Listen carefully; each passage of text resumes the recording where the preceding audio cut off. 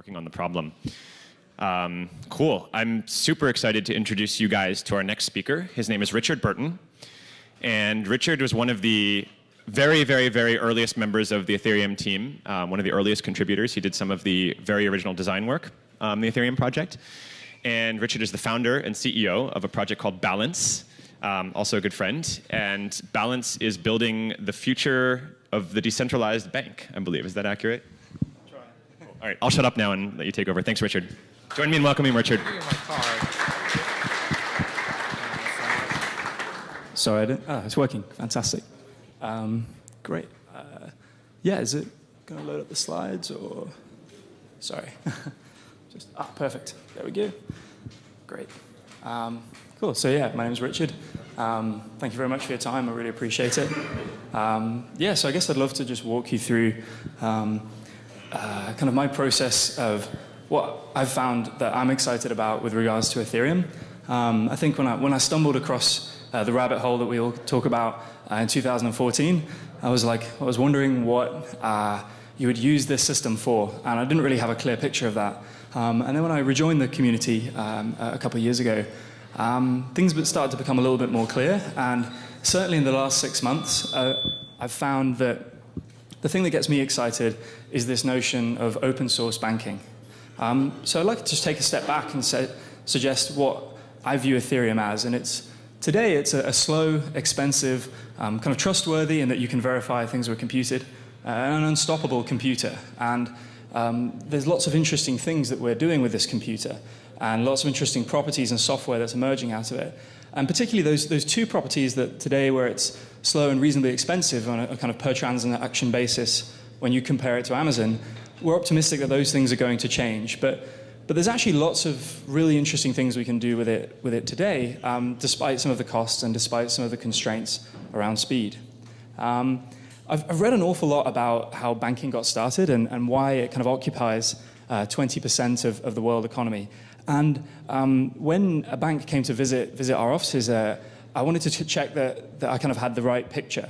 And when I explained that, as far as I understand it, banking's 9 major functions kind of go around maintaining a ledger, which is obviously kind of how a blockchain operates, doing credit scoring, exchanging different kinds of assets, lending assets out to different people, which generate kind of returns on savings, ensuring risk, and then identifying people's access rights to those funds. And we kind of pay the financial system a kind of 20% tax on the world economy, which does a fantastic job. I mean, we've had such an enormous amount of growth from this system that overall it's done it's had a fantastically positive impact on the world economy. So it's a valuable service.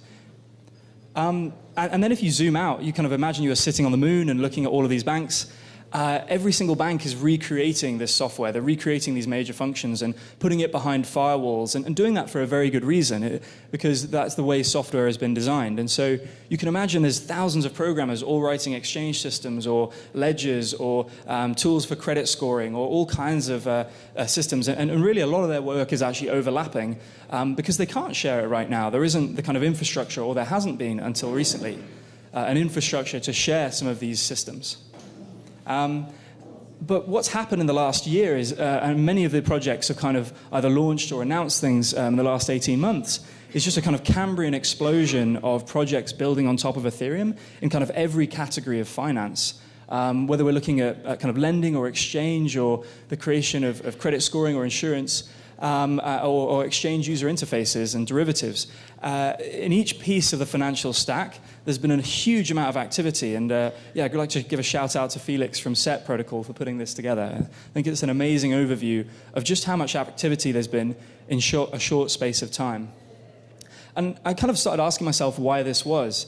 And I'd like to kind of highlight a couple of banking trends I've had the opportunity of kind of getting a little bit of insight to. And the first one is the idea of 24-hour banking, where in order for ATMs to work, you have to do this incredibly complex work to maintain the mainframe's link to the 24-hour service on an ATM. And a family friend actually built the systems that did that in Europe. And hearing about just how much work it was to kind of bridge this gap between the old system and the new and maintain a kind of 24-hour service was absolutely incredible. And then I spent a bit of time at a company called Stripe, which is a payments company. And there were these kind of several engineers who were kind of revered, and they were the ones who got to kind of touch the money. But everybody else, kind of stay away from such a serious function. And what struck me is that since the release of Bitcoin is that anybody has an opportunity to write code that touches value. And because these systems are open source, it means that any developer or any team can get started right away without having to seek permission from the banking system. Stripe took 18 months before they got to kind of really open up their service, whereas we see kind of 50 projects right now working on payment channels in different variations. And so what I've noticed is just the number of developers who get the opportunity to write code that touches money is going from, say, kind of hundreds of thousands globally to millions. And while consumers don't care about open source at all, they do love the services that they benefit from by kind of enjoying these open source services. And hopefully over time we'll see much better services because any developer can get started straight away. And I'd love to just point to what this, I've been studying also the history of Linux and how Linux kind of just sucked the operating system market into its orbit. And I think that the exact same thing is about to happen with all of this community building financial services. I think that if we study the history of Linux, it's almost unthinkable that Microsoft would now be a Linux-first company. But that's where they've found themselves. And I think that this community of projects, this system that everyone's building, is going to do to the banking system exactly what Linux did to the operating system. And simply because we can all kind of learn from each other, we can plug our smart contracts together, and we can benefit from looking at the open source code. At Balance, we hope that it's important to also have an open source user interface so that if people want to help us improve it, and they are, around 50 people have contributed to the project, that we can weave together these protocols. And initially we're starting with lending from Dharma, kind of indexes or market following sets of tokens using the SET protocol, and then derivatives or insurance using Exchange and Nexus Mutual as well. Credit scoring using the Bloom protocol, interest-bearing accounts with Compound Finance, and Exchange on 0x, which I'm sure many of you are familiar with. And this stuff kind of really wasn't possible 2 years ago as I re-entered the community, but because of the amazing work of so many people on this shared economic infrastructure, it's suddenly becoming possible now. And we also hope that rather than just selling a token, there will actually be real business models to be built in this financial system. And if we're open and transparent about the fees we're charging, we can kind of offer exchange or the ability to refer to products that people might want to purchase within this system. And then one of the big trends that I think will emerge over the next year or so is the money you can earn by kind of allocating your stake to the correct validators in Cosmos or perhaps other nodes in the Ethereum network. There's a lot of user interface challenges around doing staking. And this is a prototype I'd love to just show you that we'll be launching later this year, where we're kind of doing student loans for people who attended the programming course that I attended. And this will be combining, Dharma's protocol with our user interface. This was built in kind of 3 days. If we'd wanted to do this with the dollar, it would be an extremely difficult project. But kind of weaving together these open source systems, you can spin up new ideas and ship them really quickly. And this loan is being denominated in DAI, which is a stable coin mapping to the dollar.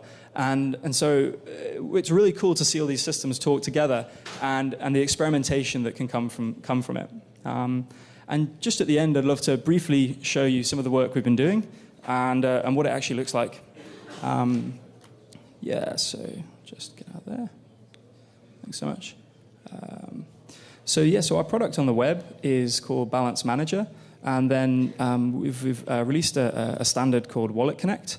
And so the way this works is I have a wallet on my phone, which is launching shortly, and then I scan a QR code to log in and sync it with the browser. And so now I can kind of process transactions or send things across. And we're going to be adding lots of these open source financial services, both to our mobile product and a web-based product. So hopefully this has been a good overview of what gets me excited about Ethereum, and then some of the work we're doing to kind of further this and make it easier for everyone to get onboarded to this financial system. So thank you ever so much for your time, and I really look forward to seeing what you build. Cheers.